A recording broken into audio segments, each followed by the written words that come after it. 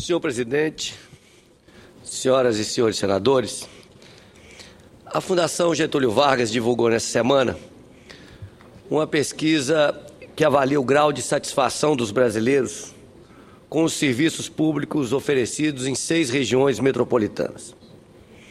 O resultado comprova aquilo que já havia sido demonstrado nos protestos de rua. As pessoas reprovam a atuação dos governos porque percebem que eles não garantem serviços públicos de qualidade, função primordial do Estado. Segundo a pesquisa da Fundação Getúlio Vargas, 2 em cada 3 entrevistados estão insatisfeitos com a qualidade dos serviços nas áreas de educação, saúde, segurança e transportes. As pessoas admitem que a sua vida financeira melhorou nos últimos 5 anos. Essa foi a avaliação de 45% dos entrevistados. E mais da metade ainda está otimista e acredita que a vida vai continuar melhorando. Entretanto, há uma percepção clara de que não basta ter emprego e maior poder de compra. Os cidadãos querem mais, querem ser bem atendidos nos hospitais, querem boas escolas para os filhos, perto de casa, querem um transporte eficiente e confortável. Mas, infelizmente, a absoluta maioria das pessoas não está sendo atendida com eficiência pelo Estado. No meu entendimento, isso explica as recentes pesquisas de opinião, como a do IBOPE, como o Datafolha, que demonstram que mais de 70% da população brasileira quer mudanças. Vejamos o que revela a pesquisa da Fundação Getúlio Vargas. 80% dos entrevistados estão insatisfeitos com a qualidade dos serviços públicos na área de segurança. A reprovação da saúde chega a 79%. 73% não estão satisfeitos com o transporte público e 67% desaprovam os serviços oferecidos na área de educação. Mais uma vez, senhor presidente, e lamentavelmente, o Distrito Federal apresenta resultados desastrosos na avaliação dos serviços públicos, comprovando aquilo que nós estamos denominando de apagão de gestão.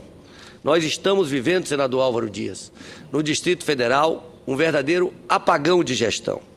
Em 2 áreas pesquisadas, segurança e transportes, o DF registra os maiores índices de insatisfação entre as regiões metropolitanas.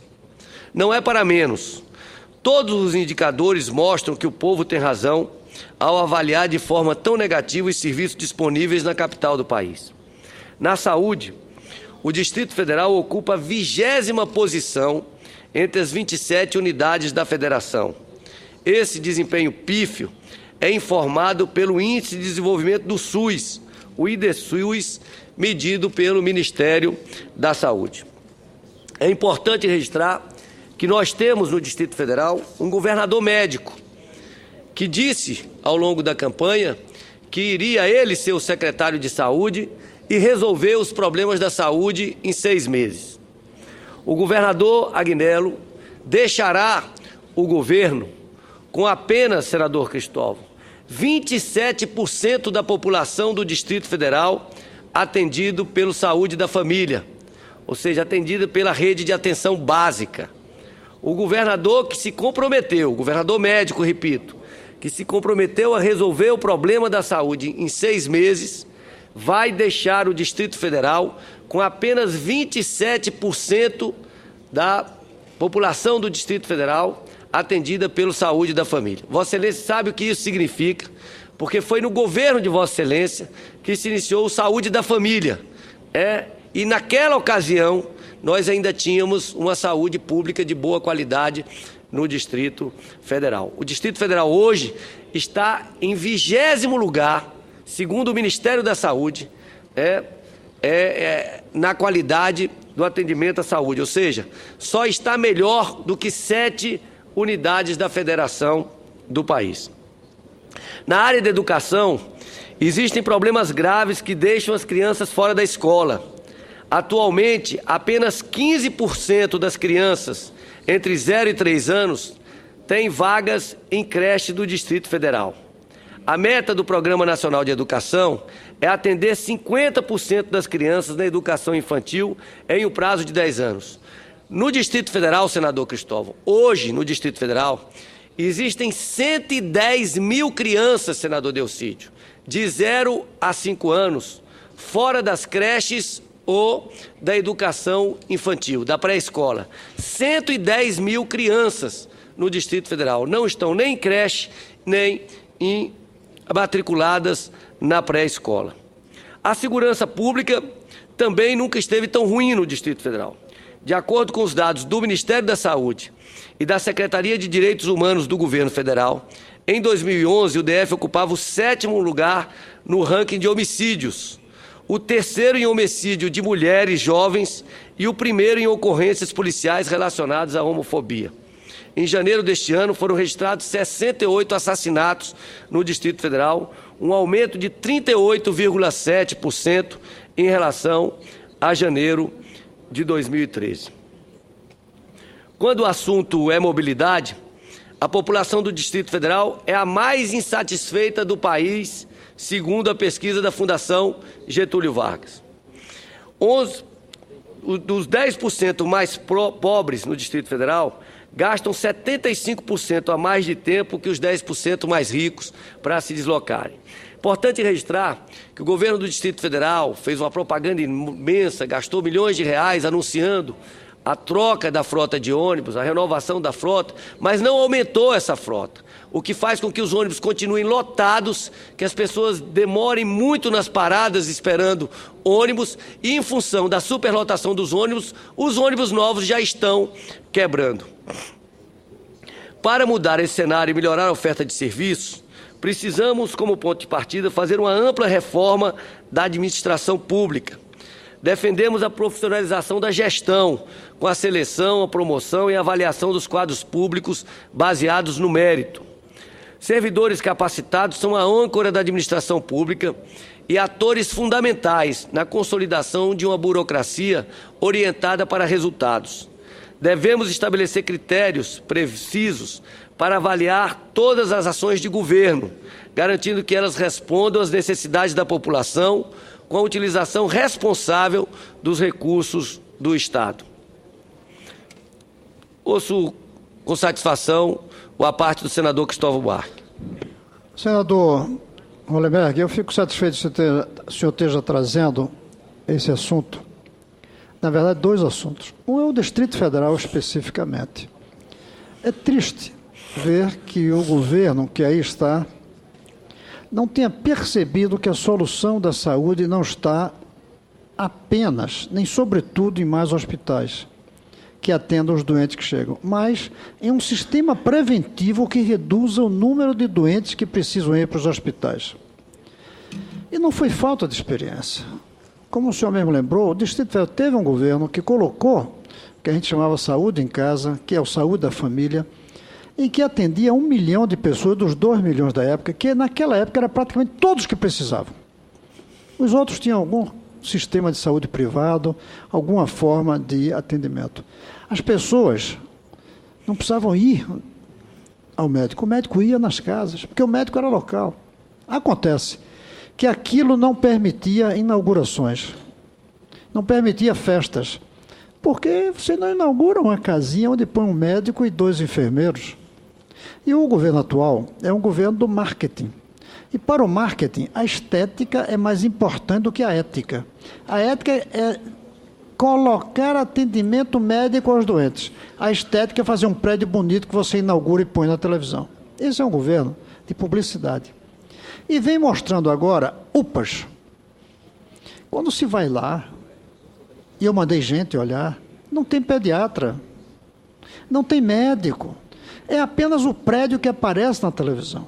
É usar a doença do povo para fazer propaganda de que construiu um prédio para atender o povo doente, em vez de evitar até as doenças como a gente pode conseguir fazendo um bom sistema da saúde e da família. Então isso é lamentável que esteja acontecendo no Distrito Federal. É um retrocesso da obra sendo mais importante do que a saúde. Não é um governo que cuida da saúde, é um governo que constrói algumas obras. E isso o povo está pagando um alto preço. Ao mesmo tempo, eu quero me referir à primeira parte das pesquisas. As pesquisas estão mostrando que 70% da população quer mudança. Essa mudança significa, sobretudo, serviços públicos que funcionem. Hoje, quem assistiu o noticiário de manhã cedo, tanto num canal como no outro, ficou pasmo, horrorizado com o que estava acontecendo, e a gente vê todo dia, no transporte público na cidade de São Paulo. Mas não é só São Paulo, nem é culpa só do prefeito. É um problema histórico de não termos cuidado direito do que é importante, o transporte. Cuidamos do automóvel, até do ônibus, até do VLT, até do BRT, mas não cuidamos do transporte como um tema, como um problema a ser resolvido. Está precisando, de fato, que esse país coloque o problema correto. Nós passamos muitos anos querendo responder a perguntas sem fazer as perguntas certas.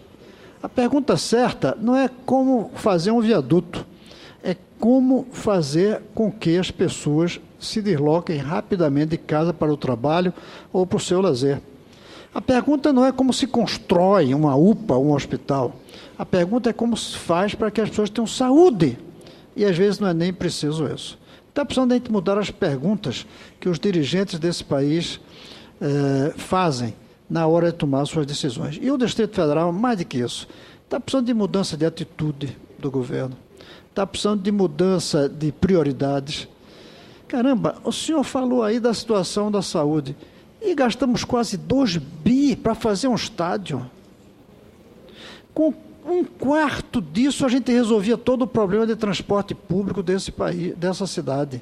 Gastamos num estádio que não sabemos para que vai ser usado e que vai custar um dinheirão manter depois. São erros de prioridades que eu espero que a eleição que vem aí ajude a mudar. Mas para mudar é preciso que o povo queira. Quem elege é eleitor. O voto do candidato é um só. O voto dele. São os votos dos eleitores que mudam, não os votos do candidato. Eu espero que o povo entenda que no Distrito Federal é preciso mudar radicalmente. Nem mais a vergonha que a gente tinha do passado e nem o constrangimento e a decepção que a gente tem com o presente. Muito obrigado, senador Cristóvão. Eu não tenho dúvida nenhuma que esse desejo de mudança da população do Distrito Federal, como da população brasileira, se expressará nas urnas. E eu digo a Vossa Excelência sobre a corrupção das prioridades que nós percebemos hoje no Distrito Federal. Corrupção das prioridades mesmo.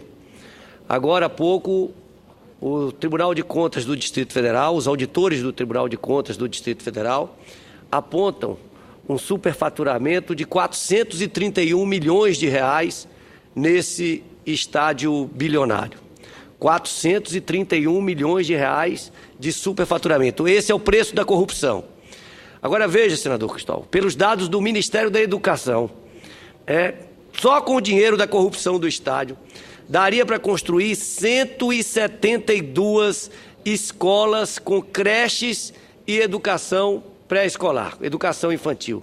172 creches e escolas de educação infantil, apenas com o dinheiro do superfaturamento do estádio de Brasília. Portanto, essa é uma questão que, além do equívoco da prioridade, e é importante registrar, senador Mozarildo, que Pernambuco construiu um estádio por 500 milhões, foi orçado em 500 milhões e foi concluído em 500 milhões, a Bahia construiu um estádio de 600 milhões, o Distrito Federal construiu um estádio de 2 bilhões, numa inversão de prioridades e já apontados pelo Tribunal de Contas do Distrito Federal, um superfaturamento de 431 milhões de reais.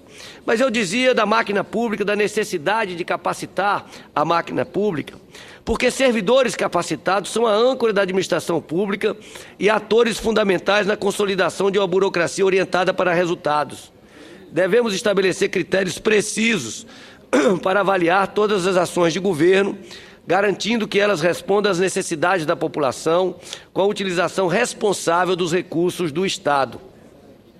Para valorizar o servidor público e comprometê-lo ainda mais com os resultados, Precisamos diminuir a quantidade de cargos de livre provimento, que servem muito mais aos interesses políticos do que à eficiência da máquina estatal. Não podemos aceitar a prática perversa do toma lá da cá, que leva à criação de cargos nos governos com o único objetivo de atender ao apetite insaciável dos partidos políticos. A administração profissional deve valorizar as carreiras de Estado e combater o loteamento da máquina pública. A pesquisa de informações básicas estaduais, divulgada no início desse ano pelo IBGE, constatou que na estrutura administrativa das 27 unidades da Federação existem 115 mil servidores ocupando cargos por indicação política. Só no ano passado foram criados 10 mil. Essa tendência fragiliza as carreiras do setor público e dificulta a consolidação de políticas de longo prazo. Não temos dúvida de que precisamos construir um Estado eficiente. Entretanto, e forte. Entretanto, a força do Estado não é medida pelo tamanho e pela complexidade da máquina pública, mas sim pela capacidade de prestar serviço de qualidade e de fazer o Brasil crescer.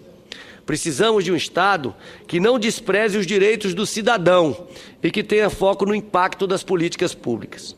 De nada adianta, por exemplo, construir creches e depois não garantir que elas funcionem adequadamente, com profissionais bem remunerados e recursos básicos de manutenção. Da mesma forma, é inadmissível construir hospitais, equipá-los, mas não contratar os médicos que vão atender a população, como no caso das UPAs, aqui referidas pelo senador Cristóvão Buarque. Se constrói uma UPA, faz uma grande propaganda, senador Moca. Da construção daquela UPA, a população vai na UPA, não tem médico para atender. Ou seja, a UPA só serve efetivamente como instrumento da propaganda. As pessoas não podem ser abandonadas em filas de espera intermináveis para a realização de um exame simples ou de uma cirurgia. Parece óbvio que se respeitem os direitos básicos da população, mas não é a realidade que encontramos em várias localidades do país e no Distrito Federal.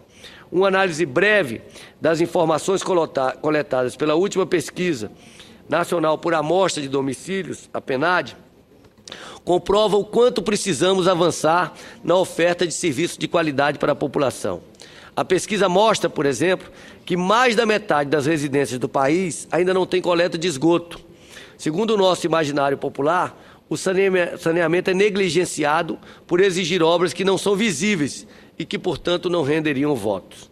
A mesma pesquisa do IBGE revelou que, pela primeira vez, e isso é uma vergonha, minha gente, depois de 15 anos, o analfabetismo voltou a crescer no Brasil.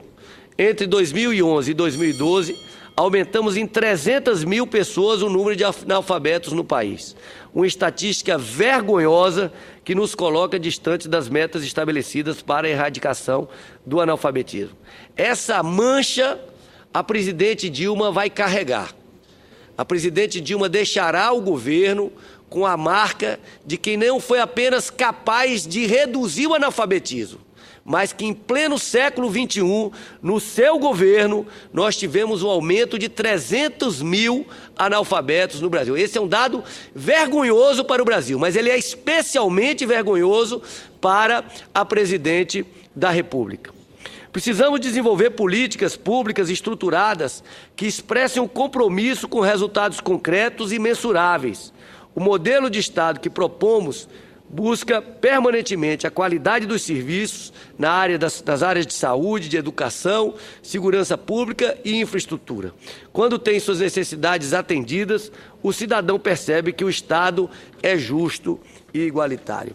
E é esse Estado eficiente, o Estado que preste serviços públicos de qualidade, que garanta serviços públicos de qualidade, que a população reivindica e reivindica com toda a legitimidade. Muito obrigado, senhor presidente.